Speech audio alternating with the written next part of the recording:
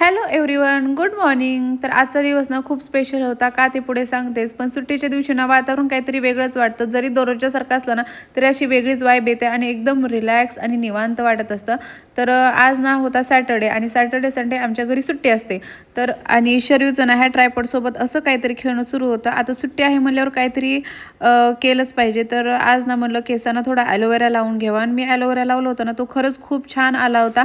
तर सुट्टीच्या दिवशीच असं काहीतरी करता येतं. म्हणजे एरवी तर टाईम नसतो कारण खूप घाई असते सकाळी डब्बा बनवायची, स्कूलला सोडायची. छान असं ॲलोवेरा लावून ना 10-15 मिनटं ठेवून नंतर धुवून टाकले आणि माझे केस ना धुतल्यानंतर सेम मॅगीसारखे वाटतात. शरीव म्हणते तुझे केस मॅगीसारखेच झाले. तिला ना असं वेगळंच वाटतं. तर इथं ना माझी स्वयंपाकाची तयारी सुरू होती. आमच्या घरी पाहुणे येणार होते. कोण येणार होतं ते पुढे दाखवते. इथं मी ना मटकी टाकून ना मसाले भात बनवत होते. मला ना मटकी टाकलेला भात खूप जास्त आवडतो. त्यामुळे कांदा, टोमॅटो, कोथिंबीर, हिरवी मिरची, हळद, मोड आलेली मूग मटकी असं टाकून ना फक्त बिर्याणी राईस टाकून गरम मसाला, थोडासा मटन मसाला असं टाकून मटकी ते भात बनवला ना ते खरंच खूप छान होतं आणि चवीलासुद्धा छान लागतो. आणि मग बाकीचं पण मी पटपट आवरून घेतलं. बाकीचा स्वयंपाक वगैरे करून घेतला. मी बटाट्याची भाजी केली होती. शर्यूला पण ना फिक्की बटाट्याची भाजी केली होती. ती ना आता एवढी 6 वर्षाची झाली पण अजून तिखट खात नाही. मला तर समजत नाही की काय करावं म्हणून. बाहेरचं असलं ना की ती छान खाते तिखट वगैरे, पण घरचं ना तिला नकोच वाटतं. आणि मी बटाट्याची भाजीसोबत नाही तर गवारीची भाजी पण बनवली होती. आता ती जे आवडीचा माणूस येणार आहे त्यामुळे ती ना खुश होऊन तिचे ते हाताने जेवण करत होती. एरवी तर कर म्हणल्यावर ते ऐकत नाही, पण आज हाताने जेवण करते हे बघून ना मला खरंच खूप छान वाटलं. नंतर नाही इथं फेटा घालून असं तिचं काहीतरी करणं सुरू होतं. नंतर ते आले होते दोघे म्हणून आम्ही खाली गेलो. तर त्यांनी खरंच खूप वाट बघायला लावली. असं होतं ना की एखाद्या माणसाची जास्त वाट बघितली ना की ते लवकर येतच नाही. त्यामुळे ना खूप वाट बघितल्यानंतर ते दोघे आले. तर इथं आला होता शर्यूचा मामा आणि मामी. तर मी ना भैयाला आणि बहिणीला बोलवलं होतं. लग्न झाल्यावरती ना त्यांना पहिल्यांदाच बोलवलं होतं. म्हणजे थोडक्यात त्यांचं केळवणसाठी बोलवलं होतं मी.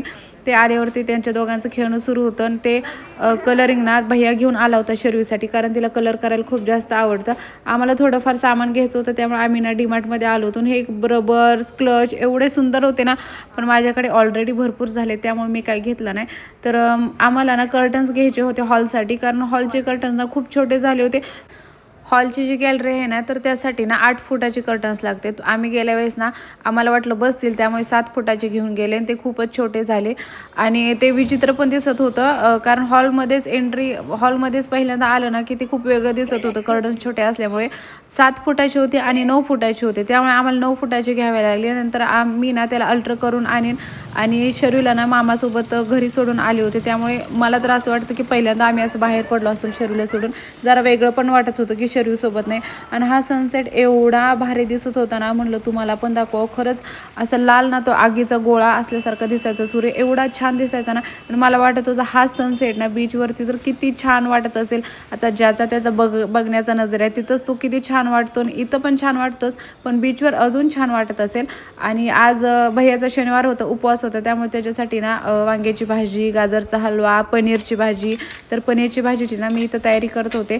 कांदा, टोमॅटो, लसूण भाजून घेतला आणि काजू पण त्यासोबत भाजूनंतर मी वाटून करून घेतलं होतं.